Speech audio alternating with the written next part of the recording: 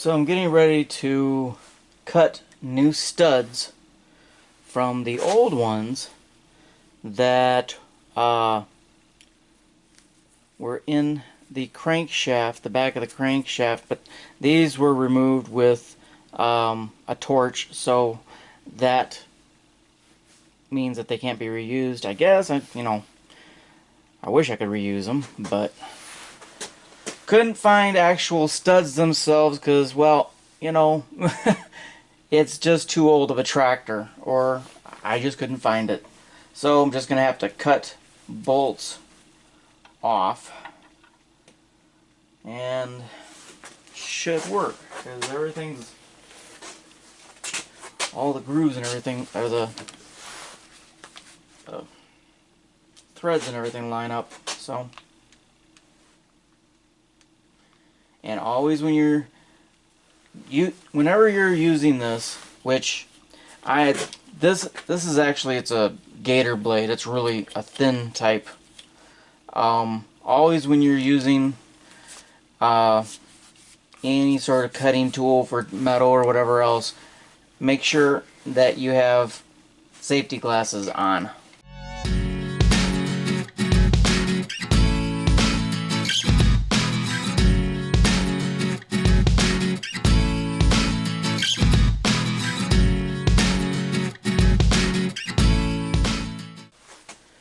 This is what they are. Here's something interesting to note, that the studs, if you notice, one end is longer. There's more threads on one end than there is the other. This end goes into the crank with the little dimple or whatever. That end goes into the crankshaft.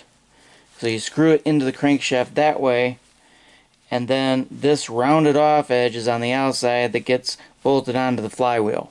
Since this is the, I'm going to take one of these bolts and tighten it up to here, and then take another one and tighten it up onto there, so that when I crank the thing down with red Loctite, you need red Loctite, this needs, or some sort of Loctite that you have to get off with a torch. But once these are screwed into here, I'm going to screw it in up to that point, and then the other one on top of there, so that I get the exact length, the correct length and stuff. So anyways, that's it.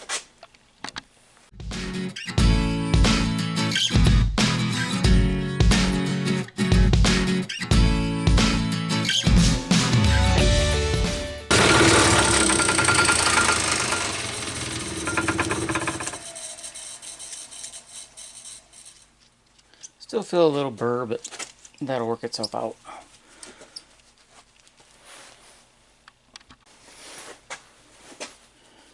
And that is the finished product.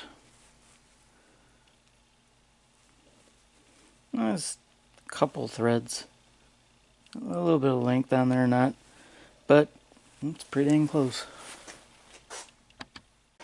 Okay, so back at it. Warmer day now. It is about 42 degrees out, so I'm doing okay with my hands. Before I started recording, I got one on which, if I remember, I might have said before that the dimpled side the beveled outside goes towards the out, and the dimpled right there goes inside. So it's longer. Let me see. It's longer this way than it is this way. See, this way, yeah, you know what I mean. So this one, and I got it just about right there to the edge. That might come out a little more.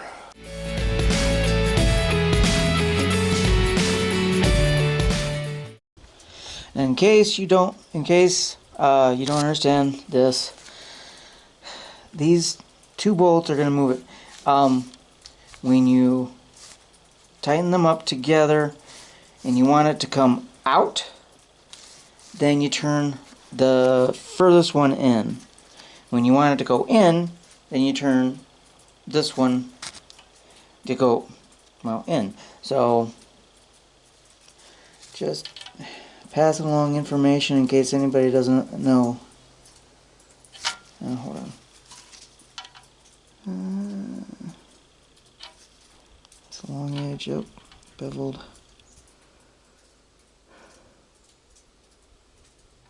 Okay, that's probably good. And yes, in case you don't know me very well, I am very picky. Also, red, using the red Loctite, that you have to use heat in order to get them off, get it off. It stays manageable within 20 minutes and then it dries fully in 24 hours. And I probably only need to put a line of this on, but you know. Just want to make sure it goes on good. Okay. Let's see if I can get this. Some of these I can get out with my finger, but just finger tightening. And these bolts that I cut, I'm using the, oh, there we go. I'm using the part that I cut, I'm putting in, but the part that sticks out, that is, you know, pre-done or whatever, is sticking out, so I'm not going to have any problems.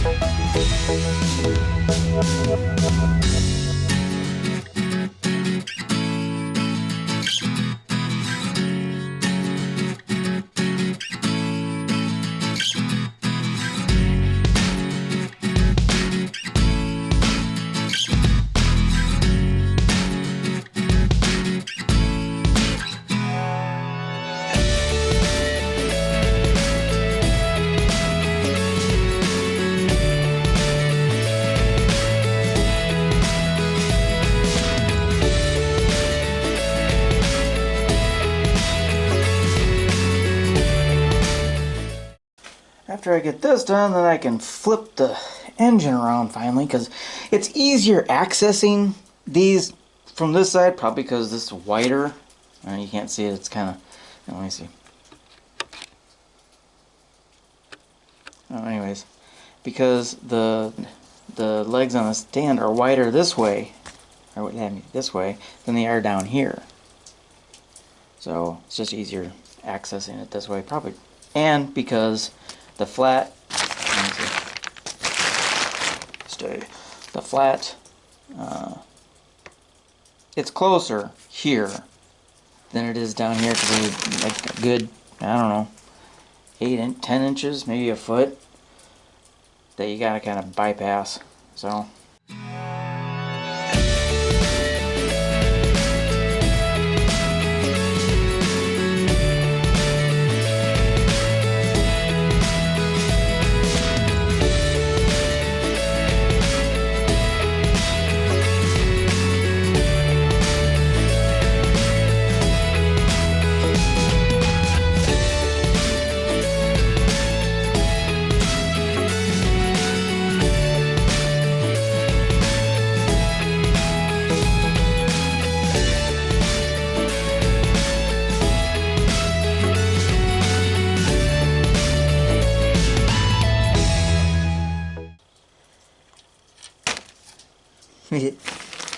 Slippery little boogers.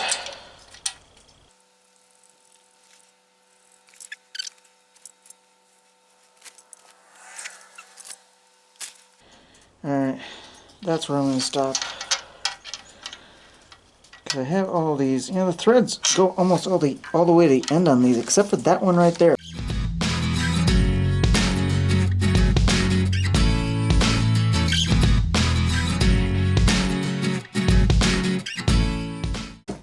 Had to go change batteries. Which is a pain in the butt when you're trying to do this, but oh well.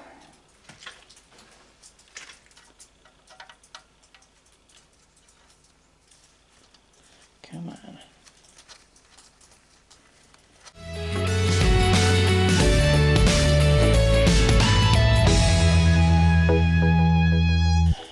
These gloves with the rubber end on them also helps to get a good grip on the stuff. Wouldn't be able to do this with my fingers. My fingers would be frozen anyways. That's about it right there. Okay. Good. Now the crankshaft. Which I know it's going to be just fine. I mean, yeah, I had to go in probably another 3 or 4 turns in order for it not to be fine. Better safe than sorry, considering.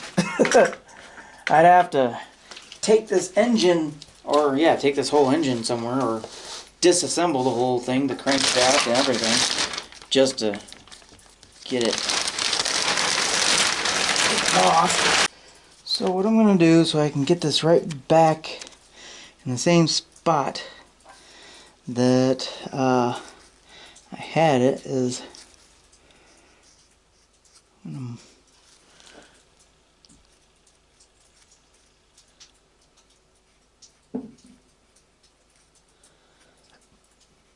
okay, that's close enough.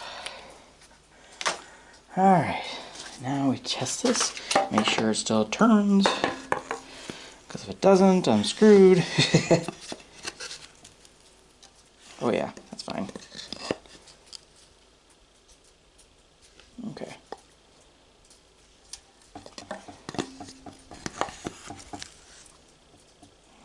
Good. Alright, we're good. Now, if anybody wants to keep track of this or needs to know this, right, you can see right here, that's where that's lined up, and it's number 1 and number 4. So that's in time. That is, the timing is dead on for this, just in case someone needs to know that. Anyways.